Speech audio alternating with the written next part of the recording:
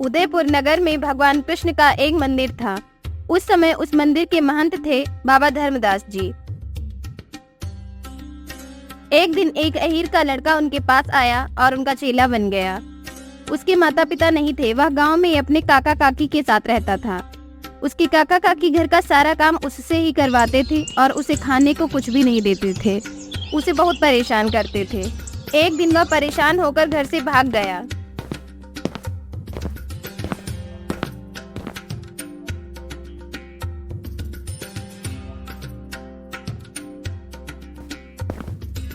शहर के सारे रईस और नर नारी उस मंदिर में आया करते थे और मूर्ति के साथ ही महंत को भी प्रणाम किया करते थे। महंत जी ने उस गरीब लड़के को गरीबदास नाम दिया। गरीबदास को मंदिर की 5 गाय को चराना पड़ता था। दोपहर और शाम को बनी बनाई रोटी खाने को मिलती थी और रात को आराम से बिस्तर पर सोता। यही गरीबदास की दिनचर्या थी। एक दिन एकादशी आई। महंत जी ने गरीबदास से कहा, सुनो बेटा, आज दोपहर को वापस मत आना। मेरा एकादशी का व्रत है, इसलिए भोजन शाम को ही बनेगा। तुम आधा सेर आटा, 20 आलू ले आओ। दोपहरी को सबसे पहले स्नान करना और वन की लकड़ियां बीन कर लाना। उन लकड़ियों से आग सुलगाना और उस जगह को पानी से पवित्र कर देना और उसके बाद आटा लगाना। मैं तुमको एक कमंडल दूंगा जिसमें तुम पानी भरना। आधा आधा पाव के 4 टिक्कर बनाना।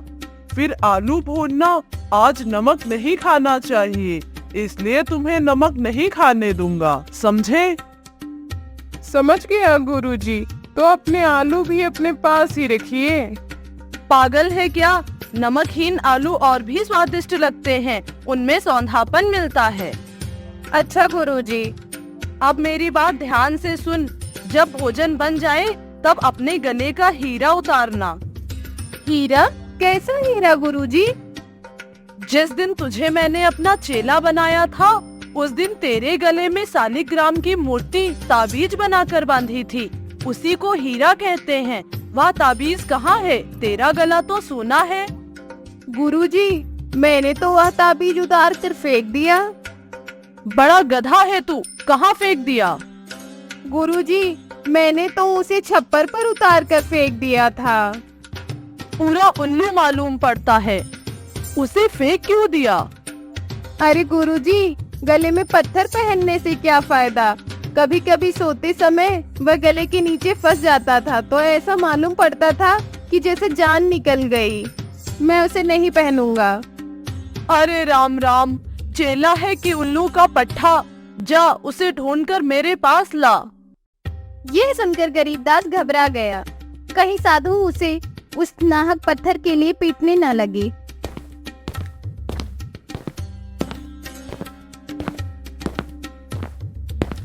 ये सोचकर वह झटपट ताबीज खोज लाया।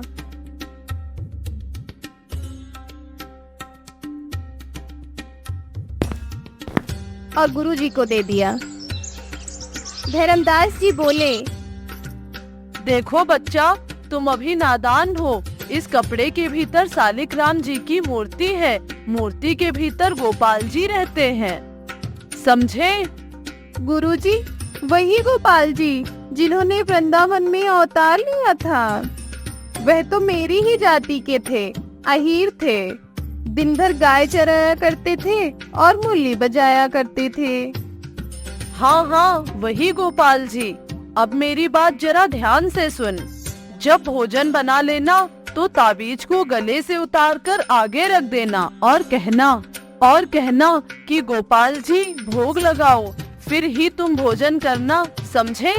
हाँ हाँ, समझ गया गुरुजी। तब धर्मदास जी बोले, अच्छा सुन, अब मेरे पास आ और तेरे गले में हीरा बांध देता हूँ। नहीं गुरुजी, मैं गले में नहीं बंधवाऊंगा। नहीं तो कभी रात में गोपाल जी कहीं मेरा गला ही दबा दे तो? चोर आदमी को थोड़ा दूर ही रखना चाहिए। मेरी कमर में ही बांध दीजिए गुरुजी। कमर में नहीं, आओ तेरे बाजू में बांध देता हूँ। मेरी बात ध्यान से सुनो। आंखें बंद करके और हाथ जोड़कर भोग लगाना। समझ गया गुरुजी। गरीबदास ने अपना दाहिना हाथ आगे बढ़ा दिया और साधु ने वह ताबीज बाजूबंद की तरह बांध दी। इसके बाद आधा सेर आटा और 20 आलू दे दिए और आधा पाव गुड़ इसलिए दिया कि वह उसकी बातों से खुश हो गए थे। जाओ बच्चा, हर एक एकादशी को ऐसा ही करना पड़ेगा, समझे? गाय लेकर गरीबदास ने नदी का रास्ता पकड़ा। जब दोपहरी हुई तब गुरुजी के बताए विधान के अनुसार गरीबदास ने 4 टिक्कर बनाए, आलू भूनकर भुर्ता बनाया और चारों टिक्करों पर थोड़ा थोड़ा आलू का भुर्ता रख दिया। धाक के पत्तों से एक पत्तल भी बना ली थी, उसी पर चारों टिक्कर रख दिए थे और मूर्ति भी रख दी थी। इसके बाद उसने अपने दोनों हाथ जोड़े और आंखें बंद की। फिर कहा, गोपाल जी भोग लगाओ। आंखें खोलकर गरीबदास ने देखा कि चारों रोटियां ज्यों की त्यों रखी हैं, यानी कि गोपाल जी ने भोग नहीं लगाया है। वह सोच रहा था कि कम से कम एक रोटी गोपाल जी तो खा लेंगे ही। उसने फिर से अपने नेत्र बंद कर लिए और फिर से प्रार्थना करने लगा। अरे अभी एक भी टिक्के कम नहीं हुए। गोपाल जी, आप जब तक भोग नहीं लगाएंगे तब तक मैं भोजन नहीं ग्रहण करूंगा। गुरुजी की भी यही आज्ञा थी कि जब तक भोग नहीं लग जाए तब तक तुम भोजन नहीं ग्रहण करना। गरीबदास की यह प्रतिज्ञा सुबह से शाम तक चलती रही। जब यह नजारा गोपाल जी ने देखा, अरे यह बालक तो नादान है, इसे अवश्य दर्शन देना चाहिए। इतना कहकर गोपाल जी गरीबदास के सामने प्रकट हो गए। जब गरीबदास ने अपनी आंखें खोली तो सामने देखा कि एक 12 साल का लड़का बैठा टिक्कर खा रहा है। गरीबदास बोला, गोपाल जी, आपकी छवि तो बहुत ही मनमोहक है। जी करता है आपसे लिपट जाऊं, पर आप हो भी बहुत कठोर। आपने तो मुझे भूख से मार ही डाला। अगर आप पहले ही प्रकट हो जाते तो मुझे भूख से नहीं मरना पड़ता। अब पहले ही बुलावे में आ जाया करूँगा। झटपट एक टिक्कर खत्म करके गोपाल जी खड़े हो गए। तुम भूखे तो नहीं रह जाओगे? नहीं, एक टिक्कर ज्यादा ही था। लेकिन अगली बार मेरे साथ राधा जी भी आएंगी और अगली बार तुम्हारे पास सिर्फ 2 ही टिक्कर बचेंगे। यह कहकर गोपाल जी अंतर्ध्यान हो गए। गरीबदास ने भोजन किया और आराम करने लगा। उसकी खुराक आधे सेर की थी। आज वह भूखा ही रह गया था।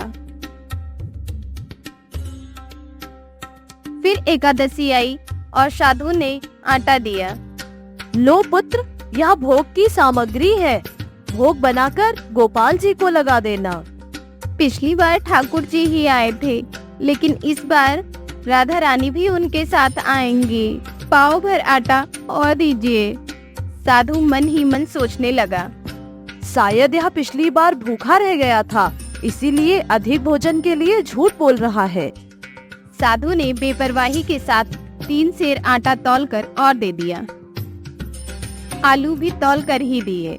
साधु ने उसकी बात सुनी भी नहीं और समझी भी नहीं।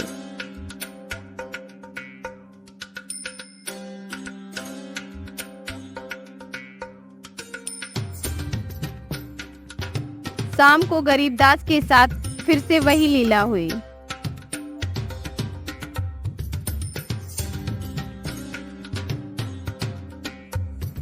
उसने 6 टिक्कर बनाए थे और सब पर नमकहीन आलू का भुर्ता रखा था। जो ही ठाकुर जी को बुलाया गया, त्यों ही राधा रानी सहित ठाकुर जी आ गए। 2 टिक्कर भोग में ही चले गए। गोपाल जी बोले, गरीबदास, भूखे तो नहीं रह गए? गोपाल जी, उस दिन तो 3 ही टिक्कर बचे थे और आज 4 बचे हैं। मैं भूखा नहीं रहूंगा। लेकिन अगली एकादशी को सेर भर आटा लाना, नहीं तो भूखे ही रह जाओगे। इतना कहकर गोपाल जी राधा रानी के साथ अंतर्ध्यान हो गए। गरीबदास भोजन करने लगा। उसे गोपाल जी की कही हुई बात याद नहीं रही, क्योंकि वह गोपाल जी की कही हुई बात को समझ नहीं पाया था। फिर एकादशी आई। गरीबदास ने 3 पाव आटा लिया था। इसलिए 6 टिक्कर ही बने थे। भोग लगाया गया। गोपाल जी और राधा रानी के साथ रुक्मणी और सत्यभामा भी पधारी थी। भोग लगाइए प्रभु, मुझे आपका ही इंतजार था। देवियों, अपने अपने हिस्से का भोग उठा लो। चारों ने अपने अपने हिस्से के टिक्कर उठा लिए। अब गरीबदास के पास 2 ही टिक्कर बचे थे। गरीबदास ने अपने मन में सोचा, आज तो मैं भूखा ही रह जाऊंगा। ठाकुर जी की ठकुरानियों का अंत ही नहीं है क्या? कहो गरीबदास, भूखे तो नहीं रह जाओगे? मैंने कहा नहीं था सेर भर आटा लाना। खैर, अब की एकादशी को 1.5 सेर आटा लाना। वो क्यों गोपाल जी? अगली एकादशी को मेरे 2 मित्र भी आएंगे, सुदामा व मनसुखा। वो इस बार ही आना चाहते थे। वे तुम्हें देखना चाहते थे गरीबदास। मैं गोपाल जी को भोग लगाता हूँ या फिर उनके पूरे खानदान के लिए? तुम समझो या ना समझो, लेकिन अगली एकादशी को आटा ज्यादा ही लाना। इस लीला द्वारा गोपाल जी महंत धर्मदास की आंखें खोलना चाहते थे। इस बात को धर्मदास कैसे समझ सकता था? वह चुपचाप भोजन करने लगा और गोपाल जी देवियों के साथ अंतर्ध्यान हो गए। कुछ समय पश्चात फिर से एकादशी आई। महंत जी बोले, गरीबदास, आज फिर से एकादशी है पुत्र। रोज रोज ये एकादशी ही खड़ी रहती है। तुम्हें इससे क्या तकलीफ होती है पुत्र? जिस पर बीतती है वही जानता है। क्या तुम भूखे रह जाते हो? 3 पाव खाते हो। यहाँ तो दोपहरी में तुम आधा सेर ही खाते थे। वन में तुम 3 पाव में भी भूखे रह जाते हो। क्या तुम आटा बेचने लगे हो? गुरुजी, क्या मैं ही सब कुछ खा जाता हूँ? क्या ठाकुर जी के भोग में कुछ भी खर्च नहीं होता है? कभी 2 लोग आते हैं तो कभी 4 लोग आ जाते हैं। इस बार तो 6 लोग आएंगे। 1.5 सेर आटा दीजिए, नहीं तो मैं गाय चराने नहीं जाऊंगा और ना ही मैं भोग बनाऊंगा। आपकी चेंचे से तो काकी की केंके ही भली थी। अच्छा, देता हूँ 1.5 सेर आटा। भोग बनाकर लगा देना। आज मैं गरीबदास के पीछे पीछे जाऊंगा और देखूंगा कि यह आटा फेंक देता है या बेच लेता है। आखिर यह माजरा क्या है? गरीबदास अपने मन में बड़बड़ाता हुआ चला जाता है और महंत धर्मदास उसके पीछे पीछे छुपकर चल देते हैं।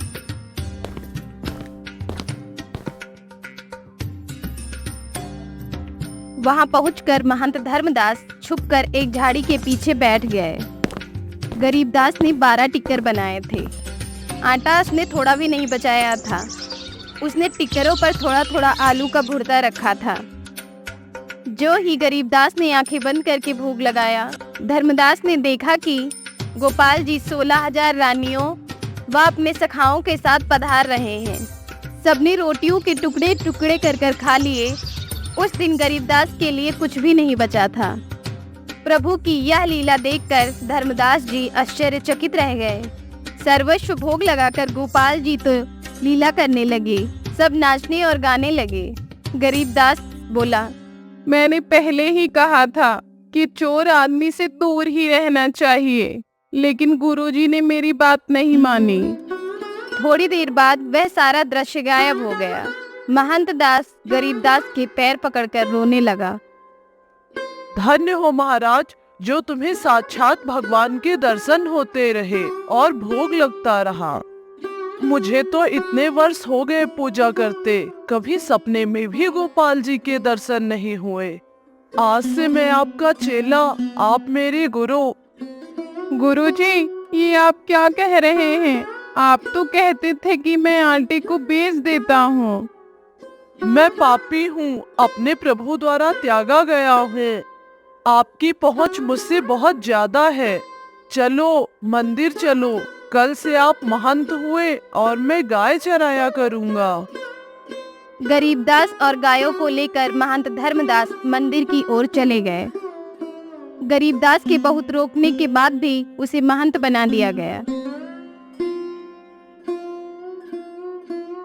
और धर्मदास जी गाय चराने लगे।